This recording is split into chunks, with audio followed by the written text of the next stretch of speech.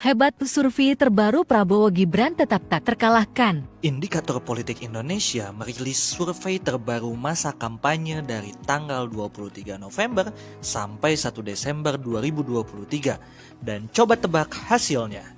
Prabowo Subianto masih unggul 44,9%, disusul Ganjar Pranowo 24,7% dan Anies Baswedan 22,6% di simulasi 3 nama capres.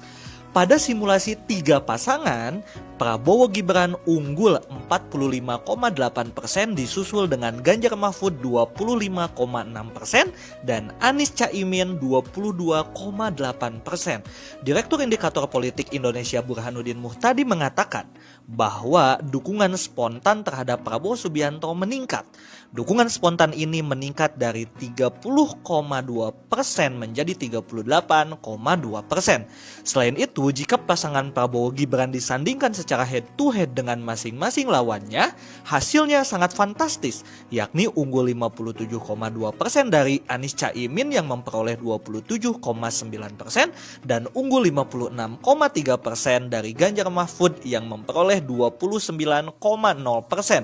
Terkait dengan mengenal dan rasa suka, Prabowo jauh lebih unggul daripada semua calon presiden dengan menempati posisi pertama 97,6% dikenal dan 77,8% disukai, disusul Ganjar Pranowo dan Anies Baswedan.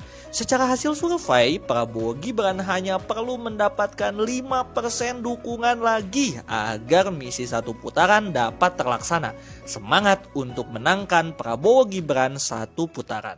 Kata Bang Jansen, hasil survei itu kajian ilmiah, yang tidak percaya ya silahkan, tapi itu riset. Jadi begini, yang pertama sebagai sebuah data ya, karena survei di ilmiah, maka harus kita terima. Soal percaya atau tidak ya kembali ke masing-masing orang.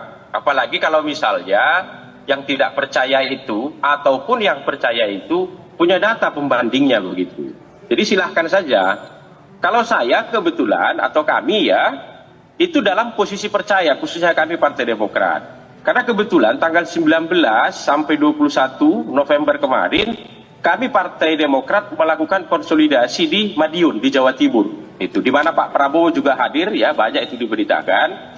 Sebelum ya melakukan konsolidasi itu, partai secara besar-besaran itu, kami Partai Demokrat ya kebetulan menyewa 3 lembaga survei, itu sangat kredibel. Ya, ini lembaga survei yang sangat kredibel di Indonesia ini, tapi bukan DNJA ya, itu dia. Termasuk lembaga surveinya ini juga dipakai oleh kandidat-kandidat yang lain ya, yang menjadi kompetitor Pak Prabowo hari ini. Jadi ada 3 lembaga survei. Jadi hasil dari 3 lembaga survei itu tidak terlalu beda jauh ya dengan angka yang dirilis oleh DNJA. Walaupun saya tidak sepakat terlalu kecil di angka DNJA ini untuk Pak Prabowo. Mereka cuma naruh 40,3%. Angkanya jauh di atas itu. Kalau Mas Anies ya dan Mas Ganjar memang di 20 sekian persenan. Itu makanya sejak tadi malam ya di media sosial saya debat juga soal survei ini. Tetapi dengan juru bicara Mas Anies. Mereka mengatakan Mas Anies ini sudah dikunci di angka 17%. Saya katakan siapa yang ngunci-ngunci suara rakyat? Itu dia. Orang ini saya punya data survei terbaru kok. Mas Anies itu sudah naik ya, sudah di atas 20 sekian persenan begitu.